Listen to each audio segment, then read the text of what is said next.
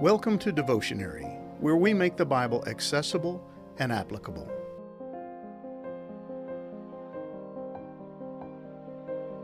Holiness or sinfulness. As the people of God, we don't get to choose one over the other. Of course, we can and do sin. But from God's perspective, sin is not an option for the child of God. We have been called to be holy as He is holy.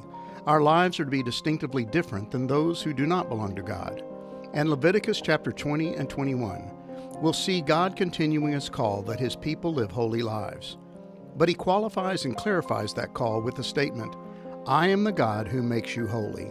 In other words, our holiness is something He accomplishes in us, but it requires our obedience to His will. We must strive to keep His commands. The life He has called us to is one of radical distinctiveness. It's intended to set us apart from the rest of the world. But like the people of Israel, we can find it so easy to compromise our convictions, downplaying God's calling and blending in with the world. We would rather fit in than stand out.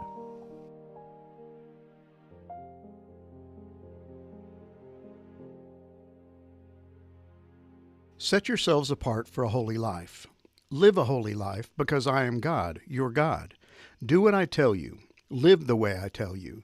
I am the God who makes you holy. Leviticus chapter 20, verses 7 through 8. In this section of the book of Leviticus, God is calling His people to a life of holiness or distinctiveness. He continues to give them a series of prohibitions and instructions regarding the kind of life they are to live as His chosen people.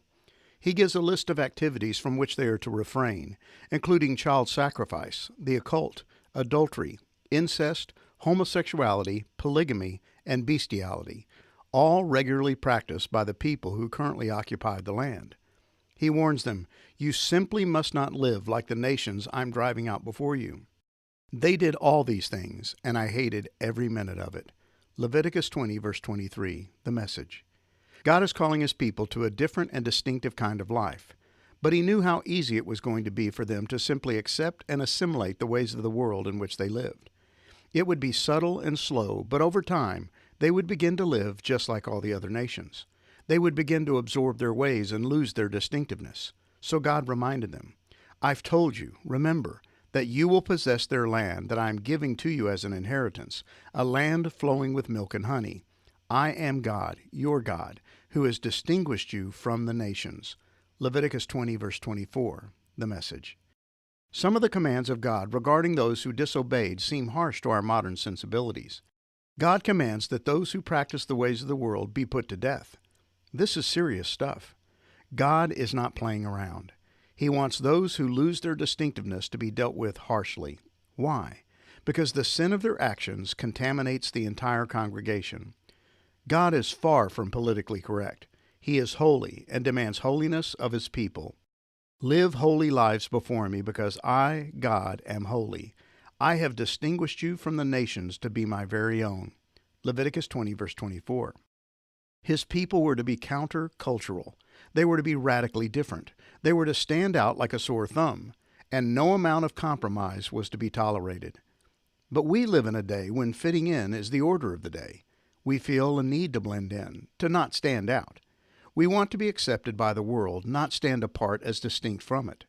Our goal seems to be sameness, not distinctiveness, to the point that it's hard to tell who is really chosen and who is not. We have fallen in love with the world, but John reminds us, don't love the world's ways, don't love the world's goods. Love of the world squeezes out love for the Father. Practically everything that goes on in the world, wanting your own way, wanting everything for yourself, wanting to appear important, has nothing to do with the Father. It just isolates you from Him. 1 John 2, verses 15 through 16, the Message. God is not a God of compromise. He is distinctively and radically different, and He demands that His people be different. He demands that we take holiness seriously. We need to take sin seriously in our lives and in our churches. Sin contaminates. Sin alienates. Sin robs us of our distinctiveness and our power as His people. He has set us apart. May we truly begin to live that way. Father, I can be a professional at compromise. It is so much easier for me to blend in than to stand out. Distinctiveness is hard, but you have set me apart to live a life apart, different than the world in which I live. Give me the strength and boldness to live a holy life. May I demand it of myself and of those around me. May your church reflect your holiness in the world, so that we might be the light you've called us to be. Amen.